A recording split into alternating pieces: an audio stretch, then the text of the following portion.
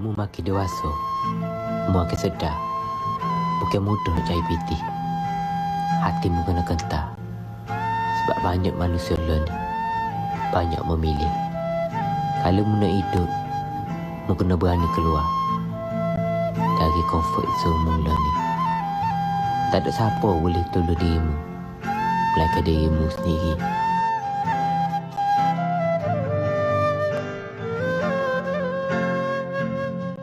Kalau tak tahu, belajar. Kalau malas, lawan.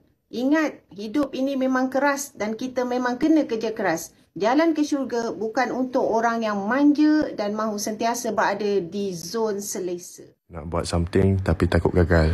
Setiap kali kita cuba sesuatu yang baru, mesti ada rasa ragu-ragu.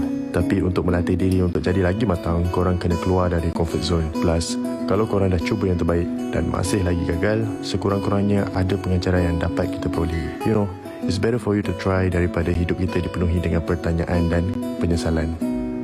From your virtual friend, Pidot. Hidup ni sangat susah lah sebenarnya. Hidup ni keras kan.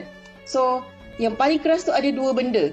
Yang pertama adalah bila kita keluar daripada comfort zone. Yang kedua adalah bila kita stay dalam comfort zone tu. So, please choose your heart. Mana satu korang nak pilih. Korang boleh je stay dalam comfort zone. Tapi, korang akan sakitlah berada dalam tu sampai bila-bila. Dan korang juga akan rasa sakit bila keluar daripada comfort zone. Tapi percayalah, benda tu sangat manis di akhir nanti. Sebab nanti korang tinggal menuai hasil je. Wow, Fatin. Sepanjang perkongsian TikTok tu tadi, saya dengar setiap daripada mereka berkata yang hidup itu keras. Life is tough. Ya. Kenapa? Awak senyum? Sebab saya rasa kan penggunaan ayat tu nak bagi kita macam tu. Kalau kita hidup mencabar, orang macam biasa-biasa je. Tapi hidup ni keras. Maksudnya kau kena bangkit. Itu mungkinlah kan. Dan hari ini kita nak memperluaskan lagi. Kita nak cerahkan lagi untuk topik kita hari ini. Salah ke berada di zon selesa? Ada orang kata tak salah. Dah itu ketetapan. Rezeki kita duduk dalam zon itu, rezeki itu. Jadi lalui je lah kan. Bersyukur. Tapi ada juga yang kata kena keluar baru kita belajar sesuatu. Jadi ini kita nak panjangkan kepada panel kita hari ini dan kita bersama dengan 3 orang di studio, Sugi. Betul, kita terus bersama dengan Liza Hanim, Sis Liza. Sekali lagi. Okey, nanti kita nak tanyalah salah ataupun tidak. Sekejap lagi kita tanya dia. Dan di sebelahnya abang sulung Liza Hanim ke tu? Abang ya, abang betul abang. Sepatutnya uncle. Hefni Hai. Alhamdulillah sihat. Welcome back. Ya lah tu. Rasa nervous pula dia tiba dah lama tak masuk kat studio ni. Dan di sebelah tu adik bongsu. Betul. Okey, Encik Saiful. Betul macam downgrade saya. Ini adik bongsu. Dia tengok susunan kursi tu. Okey, Encik Saiful. Sehat sangat ya. Okey. Tadi saya suka juga apa yang dikatakan dalam video TikTok yang kita harus cuba. If you do not try, you will never know. Tetapi bukankah hidup ni kita nak tak nak memang setiap hari ada benda yang kita tak nak cuba pun kita akan diletakkan dalam situasi yang harus kita cuba ambil cabaran itu. Kita tak nak keluar daripada comfort zone kita pun kadang-kadang kita terpaksa melakukan orang kata kerja tu ataupun aktiviti tu. Jadi saya nak tanya kepada Encik Saiful dahulu. Boleh Encik Saiful? Adik bongsu dahulu boleh? Kak Long dulu. Boleh, tak ada masalah. Kak Long. Dia biasa bongsu memang kena bully. Nak tanya Encik Saiful, bila cakap mengenai comfort zone, masing-masing ada pendapat sendiri. Okey, sama ada nak keluar ke tak nak, itu ikut awak lah, awak nak ke tak nak. Tapi salah ke berada dalam zon selesa, comfort zone ni? Okey, Bismillahirrahmanirrahim. Allahumma salli ala Muhammad. Terima kasih kita Fatin, Kak Liza Hanim dan juga sahabat saya Hefni. Baik, salah ke kita duduk dalam comfort zone ni? Tu persoalan dia kan. Boleh tak kita maintain je dalam tu dan sebagainya. Baik, sebelum saya nak jawab, saya nak bawa kronologi ni untuk share dengan semua orang yang ada kat luar sana. Okey. Kalaulah semua manusia yang ada kat muka bumi ini duduk dalam comfort zone, saya yakin dan percaya tidak ada seorang pun yang atas muka bumi ini, Sugita ke Fatin ke, yang berjalan dan berlari. Okey. Soalan kan kenapa? Deep kan, dalaman. Baik. Kalaulah baby tu dia comfort, duduk selesa sangat. Dia tak nak bangun, dia tak nak merangkak, dia tak nak belajar berjalan. Walaupun berjalan yang Fatin dulu anak jatuh, bangun lagi jatuh kan. So, kalaulah dia tak ambil cabaran tersebut, kalaulah dia tak nak berubah daripada fizikal dia yang dia rasa selesa sangat dengan mak yang suap makan dan everything sebagainya, agak-agak berapa ramai orang dalam muka bumi ni akan berjalan. Setuju. Kan? Kita tengah yes, ini bermaksud Sugita, soalan Sugita tadi, salah ataupun tidak salah tu dianya bergantung kepada situasi. Ada situasi yang saya rasakan benda yang boleh diubah. That means maknanya kita ambil cabaran dan kita boleh berubah untuk kita tidak berada dalam keadaan yang lama tersebut. Tapi ada keadaan, ada suatu ketikanya situasi tersebut yang tidak boleh diubah. Maka kita perlu melaluinya dengan sabar, dengan syukur tadi, kan. So whatever pun apa pun yang berlaku, Sugita, ianya bergantung kepada individu tersebut. Sebab tu saya suka ambil satu kata-kata. Yang dia kata apa? Sesuatu perkara yang baik itu ambillah di pertengahan. Sederhana. Bersederhana. Tidak lebih dan tidak kurang. Lebih memberi mudarat, kurang pun memberi implikasi yang negatif. Balance is key. Yes, balance is the key. Okey. Tapi tadi saya tertarik melihat apa yang dikongsikan Cik Saiful. Maknanya maksud dekat sini, zon selesa itu adalah pilihan. Kadang-kadang zon selesa ni sama ada kita yang nak keluar daripada zon tu ataupun keadaan yang memaksa kita keluar. Okey, kita tanya Hafni. Hafni pernah berlakon, hosting. Hafni pula. Hafni. Opa pun boleh. Awak pernah cuba macam-macam kan? Betul. Betul. Semua awak buat. Maksudnya memang serba boleh. Itu saya puji Alhamdulillah. Tapi kenapa agaknya pilihan itu dibuat? Memang rasa macam saya memang tak boleh duduk dalam satu tempat lama-lama, saya akan bosan, ataupun saya sukakan cabaran? Dia macam saya rasa saya setuju jugalah macam Cik Saiful kata kan. Selesa ni kalau bagi saya dia satu benda yang boleh jadi salah tapi boleh jadi keperluan juga. Sebab kadang-kadang kalau kita dah terlalu penat kan mengejar apa yang kita nak sampai kita dah dapat, it's okay untuk kita duduk kat tempat selesa tu. Tu maksudnya dia punya finishing okey kat situ dah cukup dah selesa. Tapi sebelum kita nak capai benda tu kita tak boleh ada kat zon selesa. Jadi kita mencari apa lagi yang kita boleh capai, apa lagi yang boleh capai. Jadi saya rasa dalam kerjaya saya juga saya cuba macam-macam nak tengok apa lagi yang saya boleh cabar diri saya sendiri untuk sampai benda tu. Ada benda yang berjaya, ada benda yang memang bagi kita dia macam lempang balik diri kita macam kau ni kenapa kau buat benda ni kan? Kan dah tahu sepasal kena. Tapi at least saya mencuba. Tapi itulah pengajaran kan? Betul. Tapi adakah itu memberikan kepuasan kepada Hafni ataupun Hafni kadang-kadang rasa penatlah, kenapalah aku pilih untuk mencuba ni? Baik aku duduk diam-diam kan? Tak juga sebab saya dah sekarang ni kalau dalam industri pun saya dalam satu fasa yang saya hanya buat benda yang saya nak buat. Tak macam mula-mula dulu kita terlalu banyak explore sampai kita tak tahu hala tuju kita kat mana. Tapi sekarang kalau saya nak mencabar diri saya, itu adalah benda yang saya memang nak buat.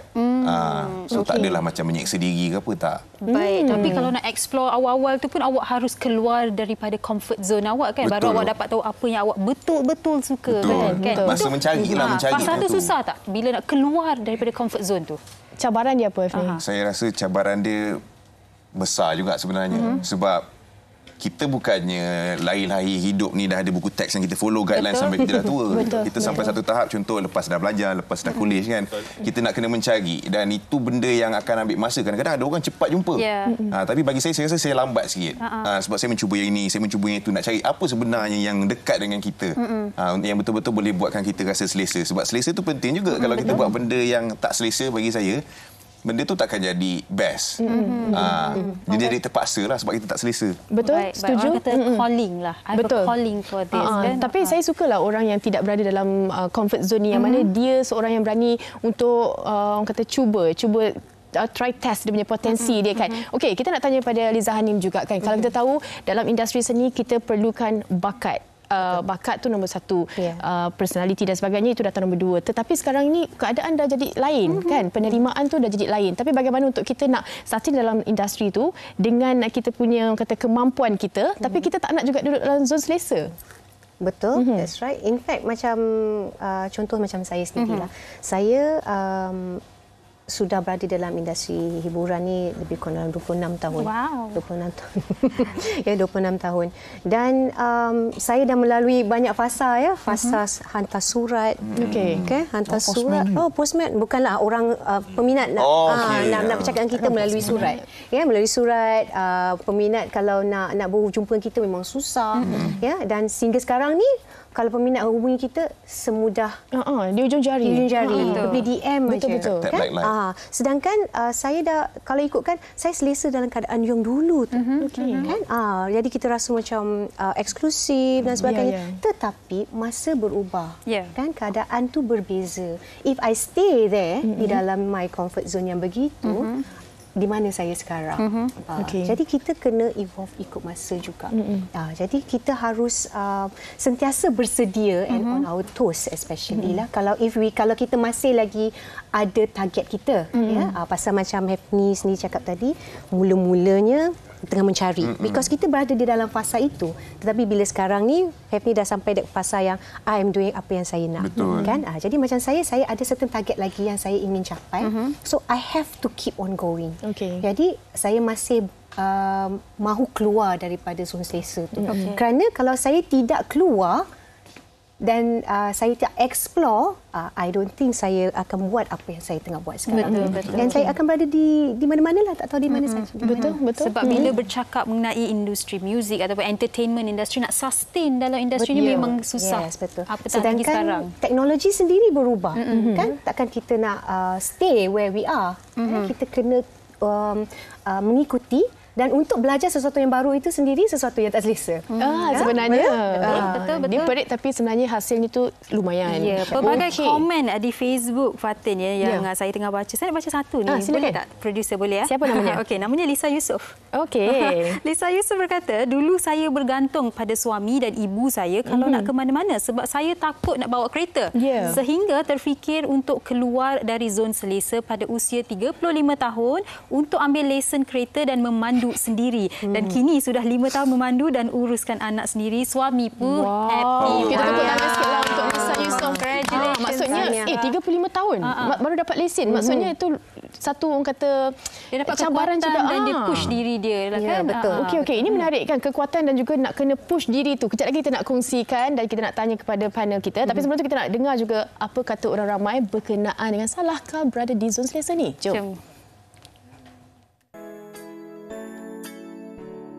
Kalau macam kita belum kahwin lagi, tak ada anak lagi, untuk pandemik ni kita agak selesa lah sebab gaji tu tak keluar ke mana-mana, masih boleh duduk kat rumah, duduk rumah keluarga. So actually zon selesa ni sebenarnya dia tak boleh terlalu selesa dan tak boleh juga macam terlalu bersenang-lenang. Kena sentiasa ada hati-hati. Pendapat I, kalau orang yang dah selesa dengan kerja dia, dengan dia dah ada dalam comfort zone ni, maksudnya I rasa dia dah rasa apa yang dia dah achieve semua. Sebab tu dia nak relax. So dia tak nak tambah-tambah sakit kepala dia. So dia choose the lifestyle yang comfort lah.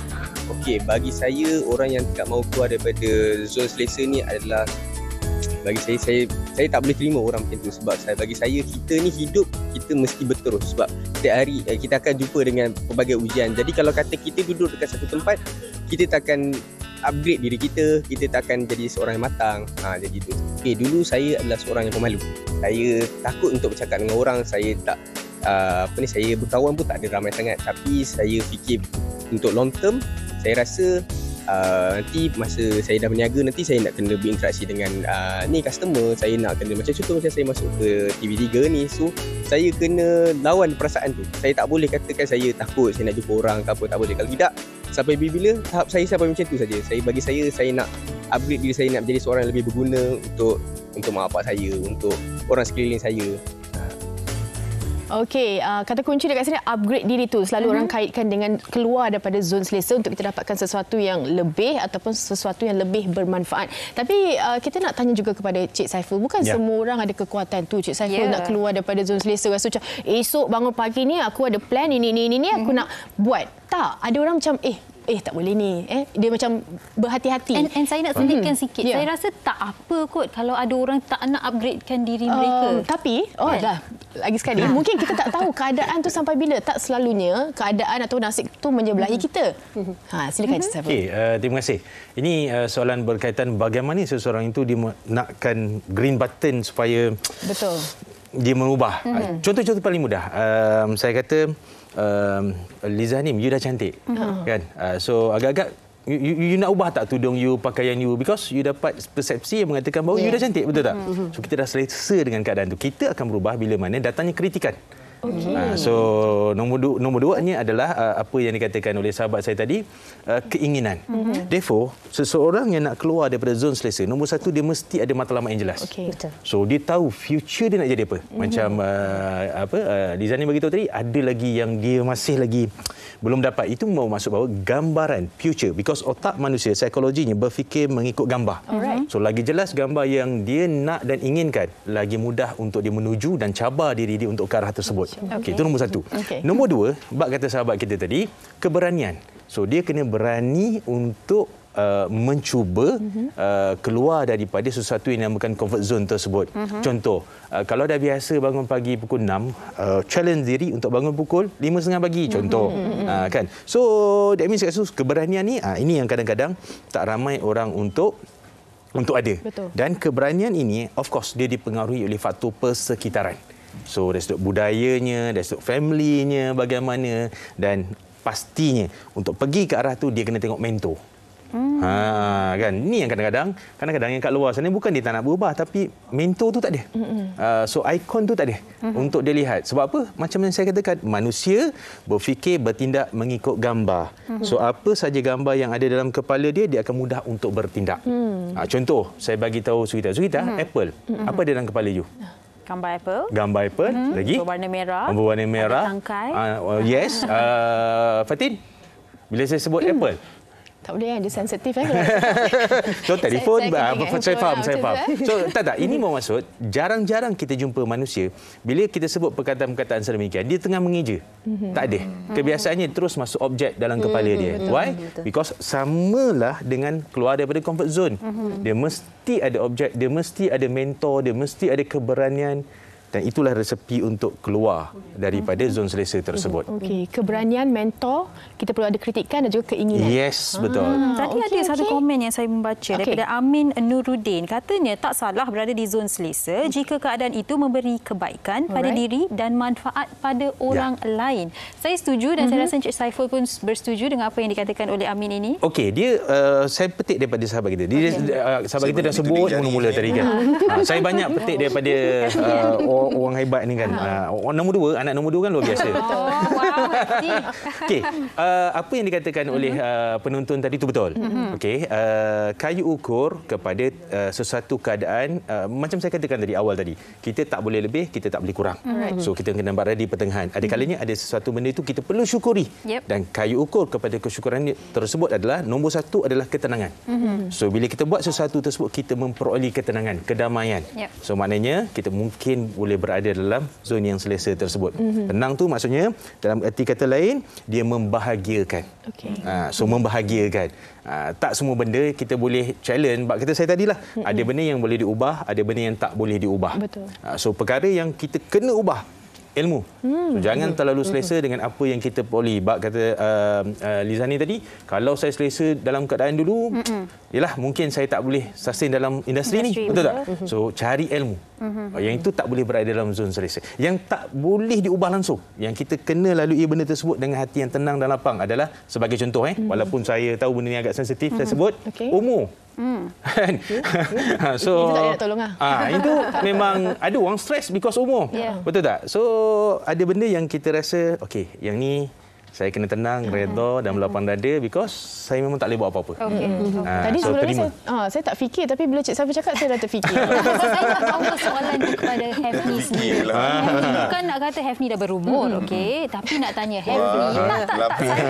Saya beri disclaimer dahulu. Tapi pernah tak Hefni sendiri kaitkan diri dengan situasi seperti yang Cik Saiful kongsikan? Sebab saya semakin berumur. Dalam halus, semakin dewasa. Semakin dewasa, saya perlu ketepikan beberapa benda ni sebab kena terima yang memang aku dah tak boleh buat benda ni. Betul je. Mungkin boleh kongsikan pengalaman. Yalah, sebab macam, betul lah macam awak kata, saya tak berumur. Kita dalam kategori remaja purba. Saya tahun ni 35. Jadi saya rasa ada satu fasa tu sebenarnya yang kita perasan, macam benda yang kita di awal 20-an tu macam konon-kononnya kita boleh tak tidur, boleh buat tu, boleh keluar, boleh balik lambat apa semua. Tapi benda tu slowly dia akan jadi berkurangan. Bila kita dah past 30 ni, saya macam kenapa tak boleh nak buat macam dulu mula-mula rasa macam kita tak boleh, kita keluar juga, kita paksa diri kita juga, lepak juga sampai pagi, balik esok pagi. Tapi akhirnya dia memudaratkan diri sendiri. Tak boleh. Maksudnya badan kita dah tak boleh terima apa yang kita boleh buat masa 10 tahun yang lepas. 10 tahun yang lepas masa kita remaja tu. So betul lah macam Cik Saiful kata, saya terima benda tu. Dan saya tak ada menentang pun apalah. Saya pernah cuba untuk menentang tapi tak berjaya, dan that's it, cukup lah tu. Yang sepatutnya kita just go with the flow je, terima apa yang kita ada kita sekarang. Kita tentang memudaratkan. Betul, memudaratkan. Tapi itu pun boleh dilihat sebagai keluar daripada comfort zone. Mungkin apa yang dilakukan waktu awak berusia 20 tahun itu comfort zone awak. Sekarang dah lain kan. Betul. Jadi itu keluar daripada comfort zone umur 20-an dan kini dah lain sedikit. Betul. Dan dia ada juga dipengaruhi dengan aspek-aspek lain lah kan. Sebab kita banyak komitmen, banyak benda. Kita fokus benda yang paling utama apa yang kita patut buat kan. Okey, bukan sahaja dalam kehidupan kita hari-hari. Sebenarnya dalam rumah tangga pun kita kena jaga kan. Kita tak terlalu selesa dengan apa yang kita ada. Sebab kita nak hidup lama, lebih baik, lebih harmoni kan. Macam Liza sendiri, apa agaknya dalam orang kata institusi kekeluargaan ni yang menjadi ini tak boleh macam ni, kita kena ubah sikit, lagi-lagi ibu kan, yang mana dia adalah orang kata tulang belakang dalam keluarga tu. Betul. Pasal setiap apa saja yang kita lakukan akan menjadi satu stem kepada anak-anak di dalam minda mereka kan. Kerana itu kita kena sentiasa cabar diri juga. Mungkin apa yang saya pegang sebenarnya ada satu benda ni lah. Ramai yang di luar sana, in fact like macam myself, seperti saya seorang ibu yang berkejaya, ada ibu-ibu yang tidak bekerja pun, mereka ataupun keluarga mereka sudah biasa di dalam keadaan diorang dah selesa dengan ketidakselesaan. Okey, selesa dengan ketidakselesaan, di mana sebenarnya mereka tak selesa, rumah kecil, ya, makan sebenarnya pun ala kadar saja, ya. Ada bil yang mungkin tak dapat dibayar, kita kumpul bulan ni, bayar bulan depan. Selesa tak? Tak selesa sebenarnya. Tetapi pasal dah biasa. Bolehlah kita, okeylah. Dan aku tak boleh buat benda lain. Inilah kerja aku. Inilah yang aku mampu buat setakat ini saja. Aku tak boleh buat benda-benda lain.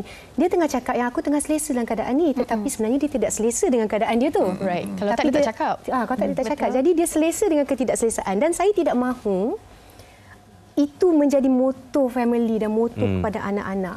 Pasal banyak institusi kekeluargaan di luar sana, bukan semua, ada yang menjadi turun-temurun tau benda tu. Jadi culture kan? Jadi culture. Tak apa ni okey dah ni. Sebenarnya tak okey.